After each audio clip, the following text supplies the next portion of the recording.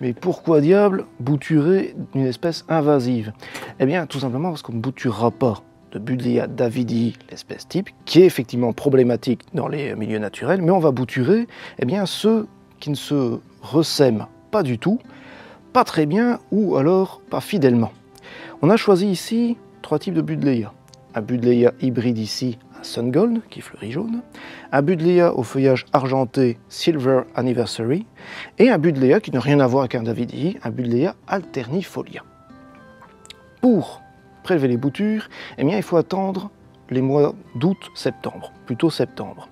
On va prélever des boutures dites semi-outées. Qu'est-ce que c'est une bouture semi-outée? C'est tout simplement un rameau qui était à la base très souple, plus ou moins herbacé, et qui petit à petit va commencer à se lignifier, à se durcir un peu.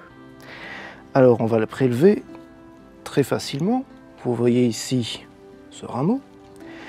Il n'a pas de fleurs, c'est parfait, c'est ce qu'il faut pour les boutures. On va prendre plus ou moins une dizaine de centimètres et on va couper juste sous un œil, c'est-à-dire juste ici. Pourquoi sous un œil? Eh bien tout simplement parce que c'est ici, au niveau des petits bourgeons latéraux, que les racines vont démarrer.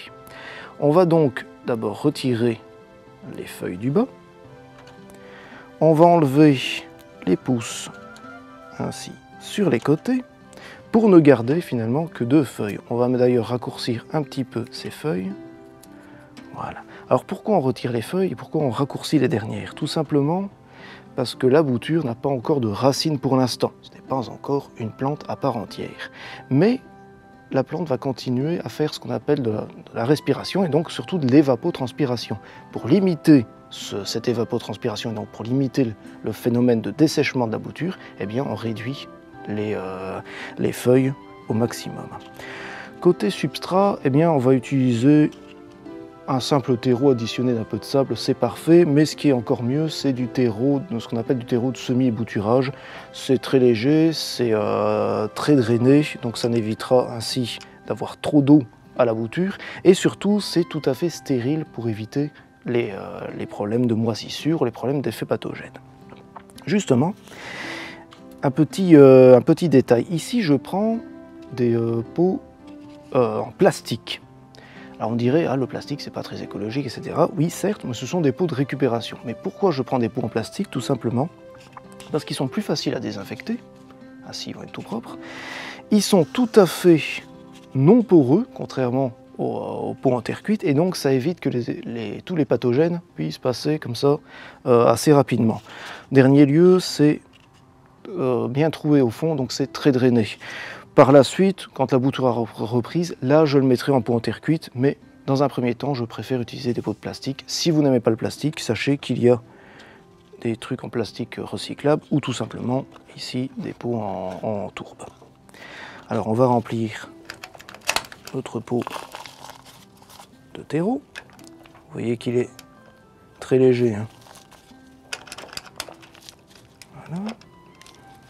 Hop, on tasse un peu, et on va enfoncer notre bouture. Et alors je vais le placer au bord du pot, car c'est toujours sur les bords que les boutures font leurs racines plus facilement. Voilà, et de une, et il n'y a plus qu'à mettre de l'eau.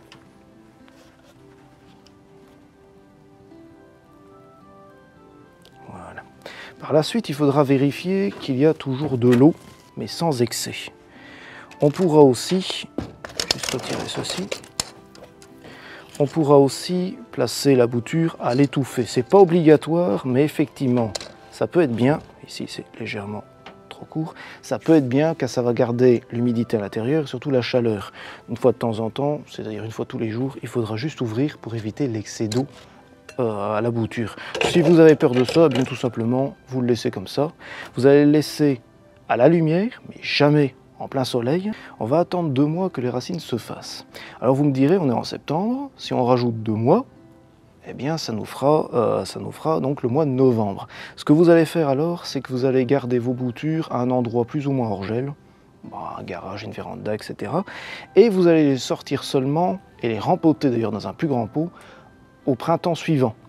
Pour la mise en place, il faudra attendre peut-être déjà l'automne ou peut-être carrément l'année suivante, au printemps suivant, pour les mettre directement en place en pleine terre. Alors ça, c'est pour notre Sun Gold. On peut prendre maintenant une bouture de celui-ci, le Silver Anniversary. Alors vous voyez qu'ici, le bois n'a pas l'air de saouter